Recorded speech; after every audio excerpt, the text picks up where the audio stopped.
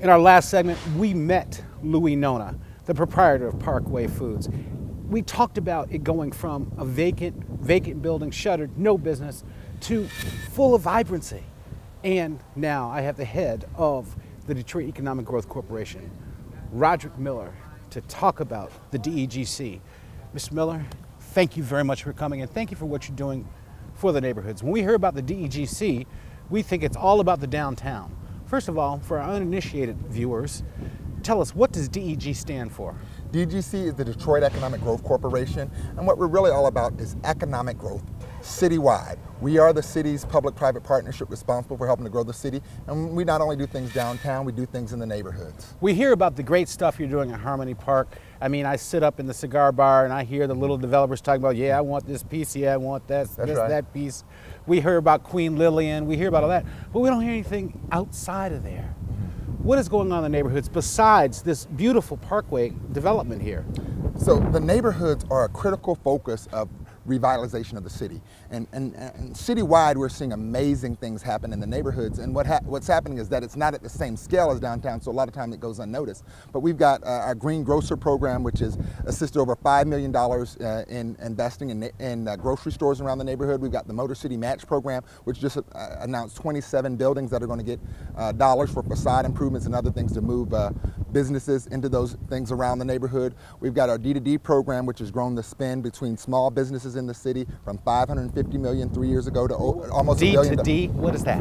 Detroit to Detroit. And basically it's Detroit major companies. We've got about 16 major companies, and we've got hundreds of small companies, but we have worked with these major companies like DMC, DTE, and others to set aside some contracts to make sure that local Detroit businesses have opportunities. And we've grown the spend to almost $1 billion in the last 3 years between small businesses and suppliers in the city and these major corporations. How do people get in to talk to you, to learn about the programs? So there is DEGC? www.degc.org. That's www.degc.org, or info@degc.org, and you can find out a lot about all of the programs that we have to offer. Now, you don't just give out money, but you assist. You have projects going on the northwest side of Detroit. You have this project. Give us an example of how it works. How does something go from vacant to vibrant? So one of the things that we do is we have world-class staff. Our staff is excellent. So when a project is identified, we assign a project manager whose job it is to really figure out what's the viability of the deal and how to make that deal happen. So for example, with this one, we've got Mimi Plato who helped lead making this happen.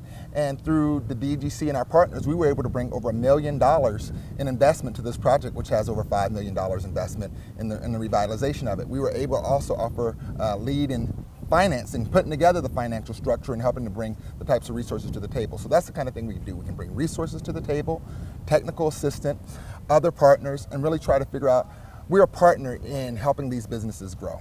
What new neighborhood projects can we see? You know, I see this every day. I live here on the east side. Mm-hmm. But what can we expect on the northwest side? So for example, you know, we've got a lot of different things happening. We've got things such as, you know, there's stuff happening in Livernois and 7 Mile. We've got stuff happening in southwest Detroit. We've got a couple of projects over in the northwest, but I'm kind of under gag order to date. But over the next, I would say over the next 6 to 9 months, the volume of things that you're going to see happening in the neighborhoods is really going to blow people's minds, because the reality is that the neighborhoods are where people live. It's the flavor of the city, and if we're not focused on economic investment in the neighborhood, we're not doing our job. Well, my good friend Larry Mongo said on an earlier show that if you don't build the neighborhoods while you're building downtown, you're building a house of cards. You're building a house on sand. And it seems that you are trying to avoid that right now. Now, when we come back after we leave you, we have James Fagan coming on to talk about this Motor City Match thing. That's right. I'm confused by it. Mayor Duggan announced it. It was confusing when he announced it, and I like the program. I read into it, but many of our viewers haven't, and I know Mr. Fagan's going to break it down because he's one of your super highly world-class staff. World-class staff. Well, let me tell you, Rod, I want to thank you for coming on Detroit Wants to Know. I want to thank you what you've done for this neighborhood, and I like what you're going to be doing up at Evergreen and 7 and all that area, all that stuff that you have the gag order on.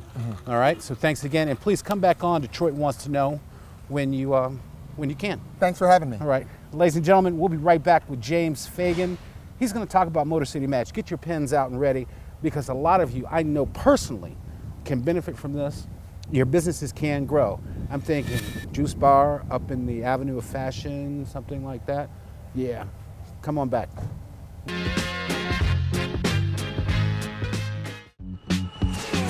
We're taking learning outside the classroom, giving new meaning to hands-on participation, and putting students on the path to higher education. From the classroom to the cockpit, there's only one place for a remarkable education and experience like this. Secure your child's bright future. Enroll today. Detroit Public Schools. See it, believe it. This is Wayne County Treasurer Raymond Wojtowicz. There are tremendous investment property opportunities here in Wayne County. Thousands of properties are available for purchase in the Wayne County online auction, including residential and commercial structures and vacant lots. Live, work, invest in Wayne County. To bid, you must register at WayneCountyTreasurerMI.com and pay the deposit by September 10th. Please understand that many of these properties will not be available in the October auction, so if interested, you should participate now. Winning bidders will be required to pay the 2015 summer taxes in addition to the bid amount before a deed is issued. New state law will not allow participation by anyone who owes taxes or has blight violations on other properties. This is Dave Szymanski, and the time to invest in Wayne County is now. For questions, please email or call 313-224-2864. Mike's Fresh Market, Detroit's largest independent supermarket with the best prices, quality, and service. Enjoy our vast selection of fresh fruits and vegetables. Wide aisles lead you to our own in-house bakery and deli. Beef, pork, chicken, seafood, and much more. You can rest assured you will feed your family the freshest food in town. Whatever you need, you can find it here at Mike's Fresh Market. Mike's Fresh Market with 2 locations, Gratiot and 7 Mile and Livernois and 7 Mile. Better food, better prices. That's Mike's promise. Detroit Wants to Know is sponsored by the AFPD, the voice of independent retailers.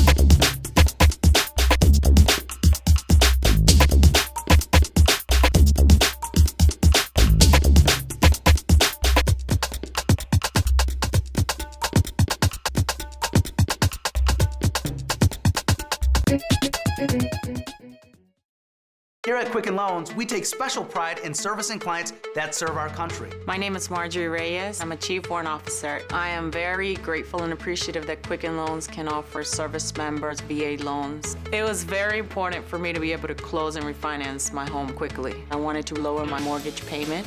Quicken Loans guided me through every step of the process. The whole experience was amazing. Serving those who serve us all. One more way, Quicken Loans is engineered to amaze.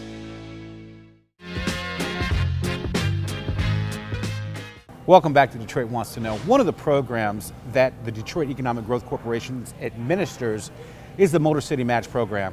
We've heard Mayor Duggan tout it. We've heard other people tout it. They just released a map. But frankly, I'm confused by it. So I invited my good friend James Fagan, the Community Outreach Coordinator for it, back here to explain it to me. James Fagan, welcome back to Detroit Wants to Know. Thank you. I'm always glad to interview you. I love being here. What in the world is Motor City Match? It's just so confusing. We hear that you have all this money that you're putting in the neighborhoods and you're matching people, you're matching businesses to vacant properties. What in the world is it? So let's start with the goal. The purpose of Motor City Match is to identify vacant commercial real estate throughout the city, get it ready for businesses to move into or expand into, and then hold a call for businesses from all around the city, the state, the country, and the world to come and do business within the city. So now we've gotten round one that's concluded. What you can do right now is go to Motor City Match and see a map of over 70 eligible properties in every council district throughout the city. You can click on that dot, you can know how many square feet, the location of that property, some basic information about it, what's the current environmental assessment, a lot of details about that property. And then, so that's round one business owner challenge. We're now evaluating over 350 business applications to match the top businesses and top properties from round one. While that's happening, we also got round two launching. We're looking to fill the pipeline with more properties and more business owners. So that what you'll start to see here are projects coming and businesses opening and work being done throughout the city, every neighborhood, every corridor for years to come. I looked at your map, yes, okay, on the web, and I noticed properties up in the 5 Points area, the far northwest side of Detroit. That's been an oft neglected area. Right. What other areas are you in? You said every council district. Just give me an example. The entire city is available for this. So you look at Southwest, there's traffic along Verner. There's East Jefferson coming all the way from the city's core, going all the way out to the Grosse Pointe border. We're looking to beef up in this round, do some more recruiting along Gratiot, out toward the Osborne District 3 area. We've also got properties Osborne in needs Northwest. it so bad. It definitely does. There's a lot of vacant commercial property out there, and right now we call it a lot of opportunity. So we're working with partners on the ground, and we're going to make sure that this round we're reaching more property owners, making sure they know about the program, are aware of the details, get the support they need to get their application in, and get some of those vacant properties filled. Okay, if you're a business owner, how do you find out about the program? Step one, go to MotorCityMatch.com. The website has all the program guidelines, a lot of details. It also has our events calendar. We've got information sessions throughout the months of August and September. We've also got a hotline and an email address that you can submit or call to get any of your questions answered. That's awesome. James Fagan, what can we see in 5 years for Motor City Match? What is the dream of it? Well, you got that $500,000 per quarter in matching grants, plus the loans and technical assistance. Our goal is you got 30 to 40 to 50 new businesses opening a year. So what you'll start to see in plain English on your block, that vacant storefront gets renovated, gets a new business in it, that's jobs in your neighborhood, that's a new product or service you can enjoy. And as we see that start to pick up across the city, that energy that we're feeling in downtown and midtown, we now see that spreading out and capturing some of the resilience that's already there in the neighborhoods, building on it and supporting folks. That's awesome, because in my neighborhood, which is this one, Jeff Chalmers, we have this market, we have the Riverbend Shopping Center, and then we have the Jefferson corridor, with the exception of my great friend LaDonna, is basically vacant, except for that and a church and a bar. Marshall's Bar is down there. So step one is using programs like this to make sure those property owners know about the program. Then we get those properties in the pipeline and then find out how much it takes to get them renovated and get businesses in there. Another area I'm worried about is the Wyoming area, just south of 7 Mile. During the Coleman Young administration, they put much money into that area, and now it's decimated. So areas like that, we may get to see come back?